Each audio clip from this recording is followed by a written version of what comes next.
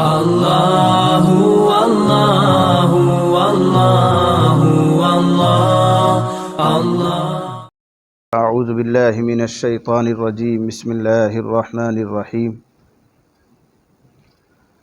الذی خلق الموت والحیاة لیبلوکم ایکم احسن عملا۔ صدق اللہ العظیم۔ وقال النبی صلی اللہ علیہ وسلم ان اللہ كتب علیکم الاحسان فی کل شیء الی آخر الحدیث او کما قال صلی اللہ تعالی علیہ وسلم۔ بزرگوں اور بھائیوں، سب سے پہلے تو یہ ذہن میں رکھنا ہے یہ کوئی مستقل وعظ اور تقریر کا موقع نہیں ہوتا ہے۔ یہ تو 5 7 10 منٹ کچھ نصیحت اپنے لیے، آپ کے لیے، دین کی کچھ مفید باتیں عرض کی جاتی ہیں، ترغیب کے لیے، عمل پر جوش ابھارنے کے لیے۔ اس لیے اس جذبے سے نہ بیٹھیں کہ بیان ہوگا، تقریر ہوگی، کچھ مفید باتیں ہاتھ لگیں گی، آئندہ ہمیں تقریر کرنی ہوگی تو ہمیں بھی مواد ملے گا۔ یہ بھی ایک بیماری ہے، یہ بھی ایک بیماری ہے۔ بہت سے وہ لوگ جو بولتے ہیں، تقریر کرتے ہیں چلوں میں جا کر 4 مہینے لگا کر، یا مولانا صاحب ہو کر، تو ان کو بھی بولنا پڑتا ہے جگہ جگہ، تو وہ کسی بیان میں بیٹھتے ہیں تو یہ لے کر بیٹھتے ہیں کوئی پوائنٹ کی بات ہاتھ لگے گی، کوئی اچھا واقعہ ہاتھ لگے گا تو ہم بھی بیان کیا کریں گے۔ اس نظریے سے بیٹھیں گے تو وہی ملے گا اور کچھ نہیں ملے گا۔ دل کی دنیا بدلنے کے لیے بیٹھیں، نصیحت لینے کے لیے بیٹھیں۔ آیت جو پڑھی گئی ہے اس میں راز کھولا گیا ہے اس بات کا کہ اللہ تعالیٰ نے یہ کائنات کیوں بنائی ہیں اور یہ آنے جانے کا سسٹم کیوں لگایا ہے۔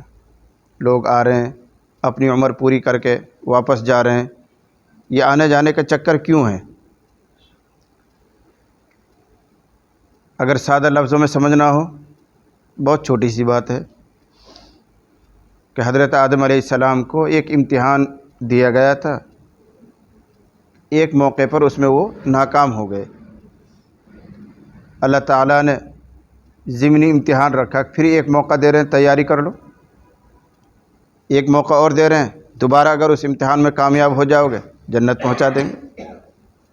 تفصیل یہ ہے، آدم علیہ السلام کو اللہ تعالیٰ نے پیدا فرمایا، جنت میں بسا دیا اور کہا سب کچھ حلال ہے، کھاؤ پیو، بس ایک پابندی ہے، اس پیڑ کے قریب مت جانا۔ یہی تو ہے، لمبا قصہ ہے، میں تو اشارہ کر رہا ہوں۔ لیکن ہو گئی چوک، غلطی ہو گئی، شیطان کے بہکاوے میں آ گئے اور اس پیڑ میں سے کھا لیا انہوں نے، اس کی وجہ سے زمین پر اتارے گئے۔ تو وہ ایک امتحان کا موقع تھا کہ سب کچھ صحیح ہے، کرو کھاؤ پیو، لیکن ایک پابندی ہے، اس کو مت توڑ دینا۔ وہ ٹوٹ گئی، امتحان میں ناکام ہو گئے۔ اللہ تعالیٰ نے ان کی توبہ قبول فرمائی۔ اللہ نے کہا جنت میں رہنے کا فلسفہ وہی ہے کہ پھر امتحان دینا پڑے گا، جیسے دنیا میں ڈگری لی جاتی ہے، فلسفہ وہی ہے، طریقہ وہی ہے کہ امتحان پاس کر کے آؤ۔ ایک مرتبہ فیل ہو گئے، دوبارہ امتحان پاس کرو، دوبارہ فیل ہو گئے، تیسری مرتبہ امتحان پاس کرو۔ جب پاس ہو جاؤ گے تو سرٹیفکیٹ مل جائے گا، ڈگری مل جائے گی۔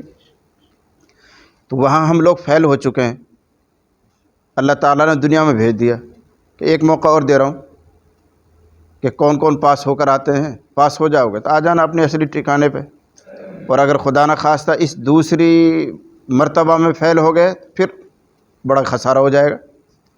تو یہاں ہم لوگ آباد ہو گئے، اب وہی پابندیاں ہیں، کھاؤ پیو، آزاد ہو، خوش رہو، مزے لو، مگر کچھ پابندیاں ہیں، کچھ پابندیاں ہیں، ان کو پورا کرو گے تو واپس سیدھے جنت پہنچ جاؤ گے۔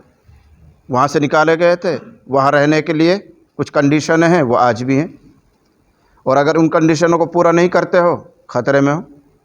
تو چھوٹی سی بات ہے کہنے کے لیے کہ جو امتحان وہاں رکھا تھا اللہ تعالیٰ نے، آج پھر دوبارہ اسی امتحان گاہ میں ہم لوگ ہیں۔ کون عمل پورا کرتا ہے، کون پابندیوں کو نبھاتا ہے۔ جو پابندیوں کو نبھا لے، اعمال کو پورا کر لے، جنت چلا جائے۔ اسی لیے نبی کریم صلی اللہ علیہ وسلم نے ارشاد فرمایا، جنت تم میں سے ہر ایک کے پاؤں کے اوپر پڑے رہنے والے جوتے کے تسمے سے بھی زیادہ نزدیک ہے۔ یہ بخاری کی روایت کا ترجمہ کر رہا ہوں۔ جوتا پہنتے ہیں، جوتے پہ ایک چھوٹی سی ڈوری ہوتی ہے جس سے باندھتے ہیں، تسمہ کہتے ہیں۔ وہ تسمہ ہمارے پنجے پہ پڑا رہتا ہے۔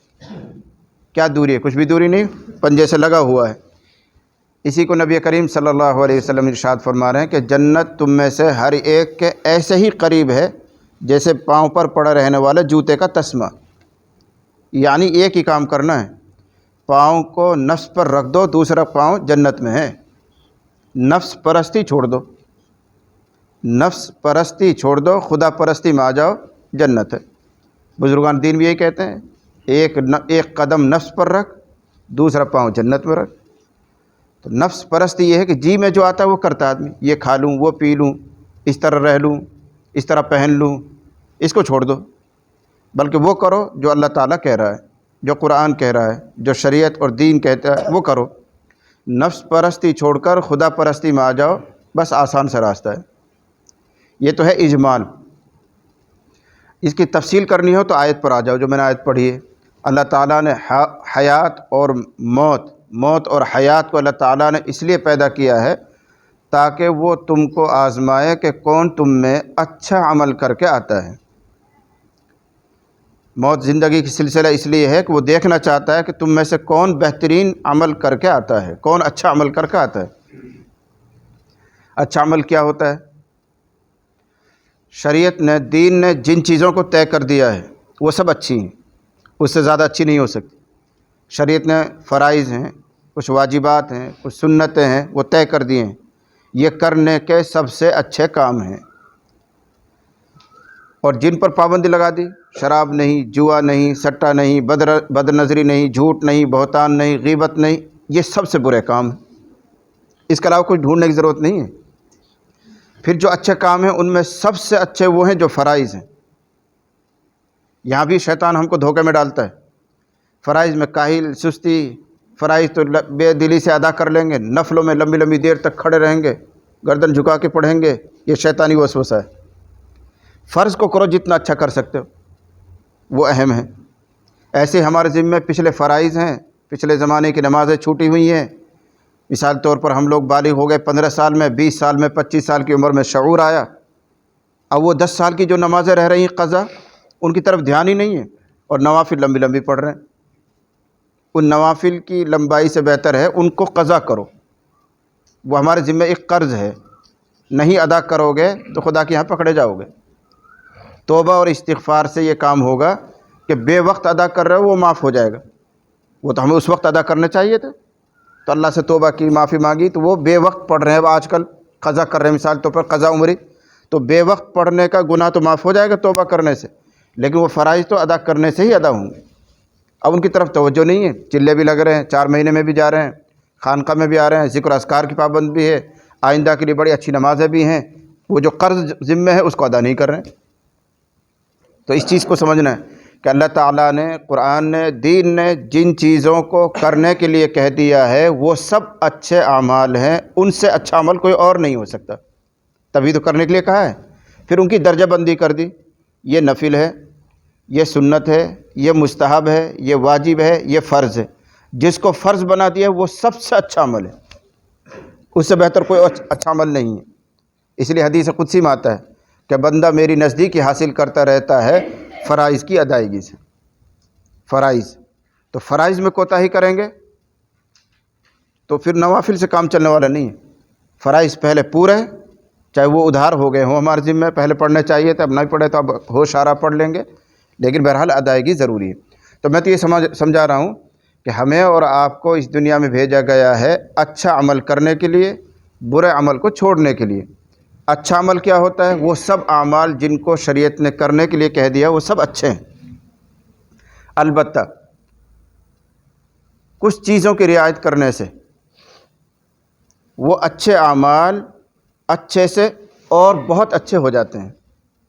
بس یہ پوائنٹ سمجھنا ہے، اچھے تو وہ ہیں لیکن کچھ چیزوں کی رعایت کرنے سے وہ احسن بن جاتے ہیں۔ لیبلوکم ایکم احسن، یہ احسن کا لفظ جو آیا ہے اسم تفضیل ہے، مولوی لوگ تو فوراً سمجھ جاتے ہیں۔ ایک تو ہوتا ہے اچھا ہونا، ایک ہے بہت اچھا ہونا، ایک ہے ایک ہے بہتر، اور بہتر سے بھی اوپر ہے بہترین۔ تو بہتر سے اوپر بہترین بنانے کے لیے کچھ چیزوں کو ذہن میں رکھنا ہے۔ تو یہ جتنے اچھے اعمال ہیں یہ بہترین ہو جائیں گے، احسن ہو جائیں گے، اور زندگی کا جو مقصد ہے وہ پورا ہو جائے گا۔ چند پوائنٹ ذہن میں رکھنے ہیں۔ مثلا نماز سب سے اچھی چیز ہے، روزہ سب سے اچھی چیز ہے، تسبیح اچھی چیز ہے، حج کرنا اچھی چیز ہے، کوئی شک والی بات نہیں۔ لیکن کچھ چیزوں کی رعایت کرو گے تو یہ سب سے اچھی چیزیں بنیں گی جو اللہ چاہ رہا ہے۔ لِيَبْلُوَكُمْ أَيُّكُمْ أَحْسَنُ عَمَلًا، اللہ تم کو دیکھنا چاہتا ہے کہ تم میں کون سب سے اچھا عمل کر کے آتا ہے۔ صرف یہ نہیں کہ اچھا عمل کر کے آتا ہے، سب سے اچھا کون کر کے لاتا ہے۔ سب سے اچھا کرنے کے لیے پہلا پوائنٹ ہے، پہلی چیز ہے عمل کا موقع تلاش کرنا۔ لفظ بدل دو، بے موقع کوئی عمل نہ کرنا، بے موقع کوئی عمل نہ کرنا، بلکہ اچھا موقع تلاش کر کے نیکی کرنا۔ اسی کو عربی میں کہا جاتا ہے حسن العمل بتمام العقل۔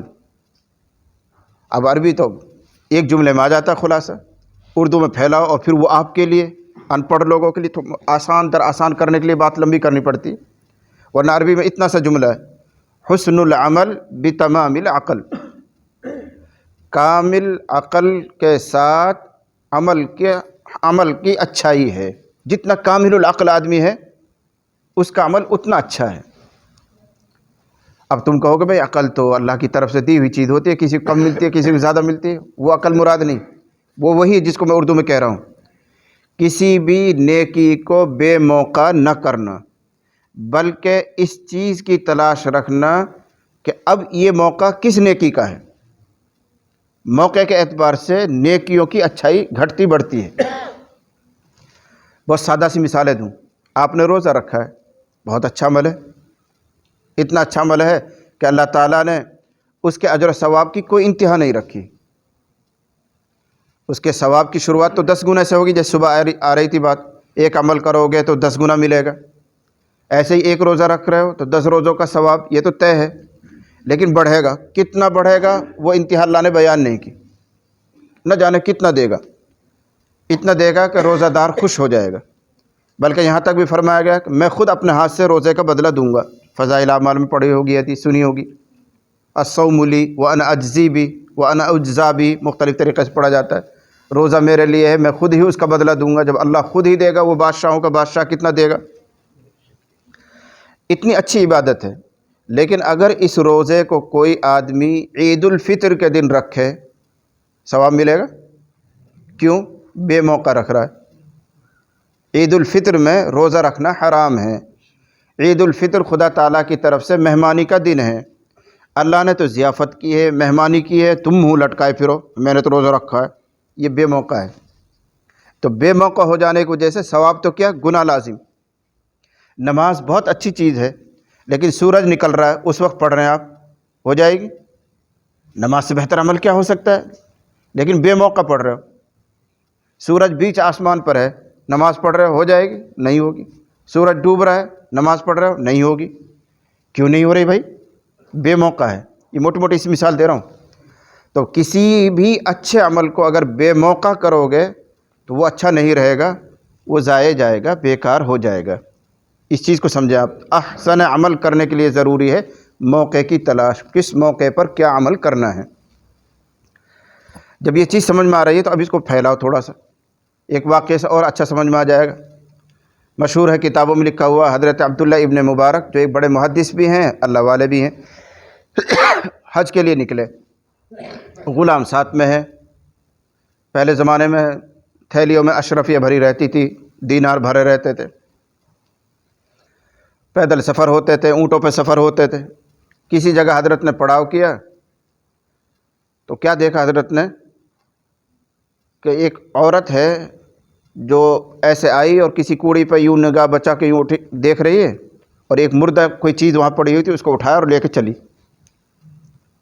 حضرت عبداللہ ابن مبارک نے دیکھ لیا، یہ کیا بات ہے، مسلمان عورت اور مردار کو اٹھا کے لے جا رہی ہے۔ تو حضرت عبداللہ ابن مبارک بھی دبے پاؤں اس کے پیچھے ہو لیے اور اس کو پکڑ لیا, پوچھ لیا کیا بات ہے, تم تو مسلمان ہو, یہ مردار کیوں اٹھا, تمہیں کیا لینا ہے, تم تو حاجی ہو, جاؤ اپنا کام کرو, تم اپنا کام کرو. لیکن حضرت پیچھے پڑ گئے. تو اس مسلمان عورت نے بتایا کہ میں ایک بیوہ عورت ہوں, میرے معصوم بچے ہیں, کوئی کمانے ومانے والا کچھ ہے نہیں, گھر میں 3 دن سے فاقہ چل رہا ہے, تو میں تو اتنا ہی کر سکتی تھی کہ روزے کی تلاش میں نکلی, مجھے کچھ نہیں ملا, لیکن یہ مردار پڑا ہوا تھا اور مجھے معلوم ہے کہ جو فاقے میں رہتا ہے, مجبور ہوتا ہے, وہ مردار کھا سکتا ہے, اس لیے اپنے بچوں کے لیے لے جا رہی تھی. تو حضرت کے دل پہ بڑا اثر ہوا.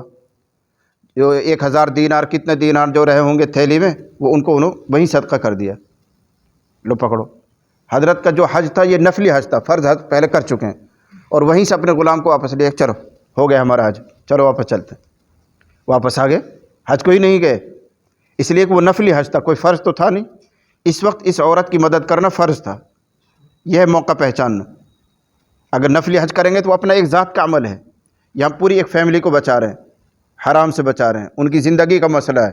تو جو سفر خرچ کے لیے انہوں نے پیسے لیے تھے وہ سب ان کو دے دیے. بہرحال وقت گزر گیا, حج ہو گیا.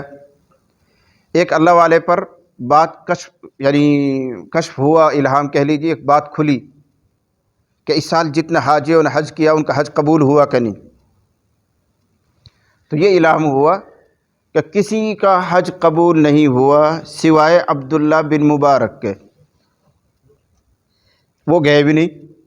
کسی کا حج قبول نہیں ہوا سوائے عبداللہ بن مبارک کے. جب تحقیق کی گئی تو پتہ چلا کہ حضرت عبداللہ بن مبارک تو حج کو نہیں آئے.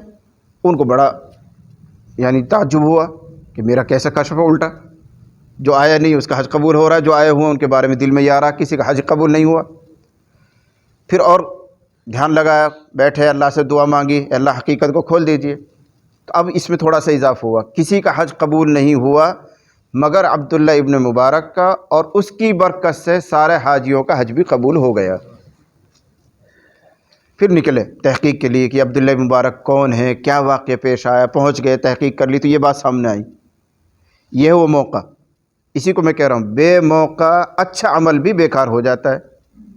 اس وقت موقع تھا اس غریب کی مدد کرنے کا, مدد کر دی انہوں نے, تو حج میں جائے بغیر بھی حج کا ثواب مل رہا ہے. ثواب ہی نہیں, ان کی برکت سے دوسروں کا بھی حج قبول ہو رہا ہے. یہ ہے موقع کو پہچاننا. تو کسی عمل کو اگر اچھا کرنا ہو تو یہ جاننا ضروری ہے کہ اس عمل کا موقع ہے یا نہیں. موقع پر عمل کریں گے تو بہت خوب ہے, بے موقع عمل کریں گے تو وہ مردود ہو جاتا ہے, رد ہو جاتا ہے.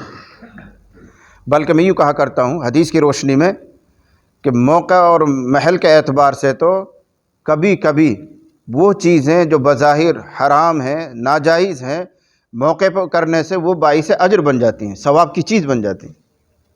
حدیث میں ایک مثال آتی ہے, موقع جہاد تھا, جنگ میں تھے لوگ, تو ایک صحابی تلوار زرہ وغیرہ لے کر میدان جہاد میں سینہ تان کر ایسے چل رہا ہے. تو نبی صلی اللہ علیہ وسلم نے اس کو دیکھا اور فرمایا, اللہ کو یہ چال بہت ناپسند ہے, مگر اس موقع پر, اس میدان میں اللہ کو یہ پسند ہے. اکڑ کر چلنا اللہ کو پسند نہیں. وَلَا تَمْشِ فِي الْأَرْضِ مَرَحًا إِنَّكَ لَن تَخْرِقَ الْأَرْضَ وَلَن تَبْلُغَ الْجِبَالَ طُولًا. منع کیا گیا, اکڑ کے نہیں چل سکتے, ایسے سینہ تان کے نہیں چل سکتے جس سے کبر کی بو آتی ہو, تکبر کی بو آتی ہو, اللہ کو پسند نہیں. لیکن میدان جہاد میں دشمن کے مقابلے میں اپنی بزدلی نہ دکھائے, قاری صاحب سوپی جی رومال یہاں لٹکا, میں آ رہا ہوں تلوار لے کے, آ جاؤ تیار ہو جاؤ. کون ڈرے گا تجھ سے؟ وہاں اکڑنے کا میدان ہے, وہاں سینہ تاننے کا میدان ہے. تو حضور فرما رہے ہیں کہ اللہ کو یہ چال بہت ناپسند ہے, مگر ایسے موقع پر اللہ کو یہ چال پسند ہے. دیکھو موقع دیکھا آپ نے, عام حالات میں وہ چال ناپسند, موقع آیا تو اب اکڑ کر چلو, اللہ کو یہی چیز پسند آ گئی, اللہ اسی کو محبوب کر رہے ہیں. تو موقع اور محل جب اس چیز کو سمجھ رہے ہیں, اب آپ کو پوری زندگی اس کا جائزہ لینا ہے کہ ہم جب عمل کر رہے ہیں تو یہ ضرور غور کریں کہ یہ اس عمل کا موقع ہے یا نہیں. چند مثالیں دوں. آپ تہجد گزار ہیں, 5 وقتہ نماز با جماعت مسجد میں پڑھتے ہیں عام زندگی میں, لیکن ایک موقع ایسا آیا کہ آپ کی والدہ, آپ کی بیوی وہ بیمار ہے, آپ کے علاوہ کوئی بیمار پرسی کرنے والا نہیں, کوئی دیکھنے والا نہیں, کوئی پانی دینے والا نہیں, کوئی اس کو دوا دینے والا نہیں, کوئی اس کی دیکھ بھال کرنے والا نہیں. ایسا موقع آ گیا. اب ماں کی خدمت کی وجہ سے, بیوی کی خدمت کی وجہ سے, اس کے پاس بیٹھے رہنے کی وجہ سے مسجد میں آپ نہیں جا پا رہے ہیں, گھر میں ہی اکیلے نماز پڑھ رہے ہیں، یہ اسی کا موقع ہے، تو بے جماعت گھر میں نماز پڑھ لینا افضل ہے بیوی کو تنہا یا ماں کو تنہا چھوڑ کر مسجد میں جماعت سے نماز پڑھنے سے۔ لیکن ہم صوفی سے لیٹ ہوں گے تو کیا کہیں گے؟ میں تو ابھی چلے لگا کر میں کہیں جماعت چھوڑ دوں گا، آ رہا ہوں ابھی 10 منٹ میں، اتنی دیر میں بیچاری مر گئی، کیا کرے گا؟ زندگی بھر افسوس رہے گا کہ نہیں؟ یہ موقع محل سمجھا رہا ہوں بھائی۔ ماں کا تو مرتبہ اتنا ہوتا ہے، بیوی کا بھی موقع ہے، بیوی بیمار ہے، آپ کے علاوہ کوئی دیکھنے والا نہیں، نہ آپ کا بیٹا ہے نہ بیٹی ہے، آپ دونوں ہی رہ رہے ہیں بوڑھے بڑے، آپ ہی اس کے سر دبا سکتے ہیں، آپ ہی وقت پہ دوا دے سکتے ہیں، وہ محتاج ہے، تو آپ وہیں بیٹھے رہیے، اپنی نماز وہیں گھر پر پڑھ لیجئے، جماعت سے زیادہ ثواب ملے گا۔ لیکن ہماری دینداری خشک دینداری ہے، موقع محل کو نہیں پہچانتے۔ اس وقت یہی موقع ہے بیوی کی خدمت کرنے کا، ماں کی خدمت کرنے کا۔ شاید پچھلی سال بھی میں نے سنایا ہوگا، یاد ہوگا، بات تو لمبی ہوتی چلی جائے، مجھے 5-7 منٹ بات کرنی اور بات بڑھتی چلی جاتی ہے۔ حضرت علامہ تقی عثمانی دامت برکاتہم حیات ہیں، پاکستان کے شیخ الاسلام، انہوں نے اپنا قصہ خود سنایا، کتابوں میں لکھا ہے کہ اللہ تعالیٰ نے ایک صاحب کو میرے پاس بھیجا، ان کا حضرت آپ سفر حج پہ چلے جائیے، سارا خرچ میرے ذمے ہے۔ ہوتا ہے عالموں کے لیے، اللہ والوں کے لیے اللہ راستہ کھولتا ہے، اور یہ بہت پہلے کی بات ہے، جب اتنے بڑے نہیں تھے، وہ بس اتنے تھے کہ مفتی شفیع صاحب کے بیٹے ہیں، عالم ہیں، ابھی ان کا یہ مقام نہیں تھا جو آج ہے۔ لیکن کوئی محبت والا ان کے پاس آیا، انہوں نے کہا کہ آپ حج پہ چلے جائیے اور حج کا سارا خرچہ میرے ذمے، آپ چلے جائیں۔ تو وہ کہہ رہے ہیں کہ میرے دل میں بھی لالچ آیا، شوق پیدا ہوا کہ جانا چاہیے، لیکن یہ دن چل رہے تھے کہ مفتی شفیع صاحب نور اللہ مرقدہ بہت بیمار تھے، بس اب تب میں ہی بات چل رہی تھی، نہ جانے کب کیا ہو جائے۔ تو میں نے ان سے کہا کہ ٹھیک ہے، میں ابا سے مشورہ کر لیتا ہوں، پھر بتاؤں گا۔ حضرت لکھتے ہیں کہ میں نے مفتی شفیع صاحب اپنے والد صاحب سے کہا کہ ایسا ایسا اللہ تعالیٰ ایک نظام کر رہے ہیں، ایک صاحب نے یہ ذمہ داری لے لی ہے کہ سارا خرچہ دیں گے، آپ کی کیا رائے ہے؟ تو ابا حضور نے بھی، مفتی شفیع صاحب نور اللہ مرقدہ نے بھی بیٹے کی تمنا کو دیکھ کر اجازت دے دی، کوئی نہیں بیٹا، اللہ کب کب ایسا موقع دیتا ہے، حج بڑی سعادت ہے، چلے جاؤ، ہاں کر لو۔ حضرت نے اجازت دے دی۔ لیکن مفتی تقی صاحب لکھ رہے ہیں کہ میرے دل میں یہ بات آئی، اللہ نہ کرے والد صاحب کا انتقال ہو گیا اور میں حج میں رہا تو زندگی بھر افسوس رہے گا۔ حج تو میرے اوپر تو فرض ہے نہیں، ایک دوسرے صاحب مجھے دے رہے ہیں، نفلی ہیں، اللہ نے زندگی دی، سلامت رہے، پھر کر لیں گے، اللہ پھر کوئی موقع دے دے گا۔ میرے دل نے یہ کہا۔ اگلے دن وہ آدمی آ گیا، کیا رہا صاحب مشورہ ہو گیا کہ نہیں ہو گیا؟ تو انہوں نے کہا بھائی والد صاحب نے اجازت بھی دے دی ہے لیکن موقع نہیں ہے، والد صاحب بہت بیمار چل رہے ہیں، اور آج کل میں ہی بس اللہ نہ جانے کیا فیصلہ ہو جائے، کہیں ایسا نہ ہو کہ میرے پیچھے سے انتقال ہو جائے تو زندگی بھر مجھے افسوس رہے گا کہ والد صاحب کے جنازے میں بھی نہیں رہا، آخری لمحات میں بھی نہیں رہا، خدمت نہیں کر سکا، اس لیے میرا دل نہیں چاہ رہا، مجھے آپ معذرت دے دیجئے، اللہ نے سلامت رکھا پھر دیکھ لیں گے۔ وقت قریب آ گیا، حج کے لوگ جانے لگے۔ حضرت مفتی شفیع صاحب کو یہ معلوم نہیں کہ اس نے انکار کر دیا، انہوں نے انکار کر دیا آدمی سے۔ جب لوگ حج کے لیے روانہ ہونے لگے تو مفتی شفیع صاحب نے پوچھا کیا ہوا تمہارا، تم نہیں جا رہے؟ بیٹے سے پوچھ رہے ہیں، مفتی تقی صاحب سے پوچھ رہے ہیں، نہیں گئے تم تو کہہ رہے تھے کہ ایسا ایسا نظام ہو رہا ہے، ایک صاحب کہہ رہے ہیں۔ انہوں نے کہا جی حضرت میں نے بات تو وہی ہے لیکن میں نے انکار کر دیا آپ کی بیماری کی وجہ سے، اور ایسا ایسا دل میں خیال آیا۔ یہ ہے سننے کی بات۔ تو والد صاحب بہت خوش ہوئے اور فرمائے بیٹا اتنا حج کرو گے کہ شمار نہیں کر سکو گے، ایک دعا دی، اتنا حج کرو گے شمار نہیں کرو گے، اتنا سفر ہوگا گنتی نہیں کر سکو گے، بس ایک بات انہوں نے کہہ دی۔ اس کے بعد حضرت لکھ رہے ہیں کہ اللہ کی قسم آج مجھے یہ پتہ نہیں ہے کہ میں کتنے حج کر چکا ہوں اور کتنے عمرے کر چکا ہوں۔ ہر سال 2-3 سفر ہو جاتا ہے، یوں کہہ رہے ہیں ہر سال عمروں کے کئی سفر ہو جاتے ہیں، ہر سال حج پہ چلا جاتا ہوں، لیکن یہ ہے موقع محل پہچاننا۔ عین موقع پر والد صاحب کی رعایت میں رک گئے، والد صاحب اتنے خوش ہوئے کہ دعا دی، دعا لگ گئی، یہ موقع تھا۔ تو موقع اور محل، کوئی بھی عمل کریں آپ، کوئی بھی نیکی کریں، لیکن یہ پہچاننا ہے اس کا موقع ہے یا نہیں ہے۔ اگر موقع ہے تو وہ اچھا عمل اچھے سے بھی بہت اچھا بن جاتا ہے اور اللہ کے یہاں وہ قابل قدر بن جاتا ہے۔ اسی کو حدیث میں فرمایا گیا وَمَا يُجْزَى إِلَّا بِقَدْرِ عَقْلِهِ، بندے کو نہیں بدلہ دیا جائے گا مگر اس کی عقل کے مطابق۔ عقل کے مطابق بدلہ دینے کا مطلب یہ ہے اس نے یہ بات پہچانی کہ نہیں کس وقت کون سا عمل کرنا چاہیے۔ چھوٹا سا عمل بھی وقت کی وجہ سے بڑا بن جاتا ہے، موقع ہونے کی وجہ سے بڑا بن جاتا ہے، اور بڑا سے بڑا عمل بے موقع ہونے کی وجہ سے حقیر بن جاتا ہے۔ اس لیے ہمیشہ اپنے عقل کا استعمال، اس موقع پر یہ نیکی، اس موقع پر یہ نیکی، کس وقت کرنا ہے، کیا نہیں کرنا ہے، یہ پہچان ہم کو ہونی چاہیے۔ اس سے بنتا ہے احسن عمل، جس کو اللہ فرما رہے ہیں لیبلوکم ایکم احسن عملا۔ عربی میں کہہ لو آسان سا لفظ ہے، حسن العمل بتمام العقل۔ عقل کے تام ہونے سے، کامل ہونے سے عمل میں حسن پیدا ہوتا ہے۔ یہ دیکھنا چاہیے کس وقت کس عمل کا موقع ہے۔ اللہ تعالیٰ مجھے بھی اور آپ کو بھی سب کو سمجھ عطا فرمائے اور حسن عمل کی توفیق عطا فرمائے۔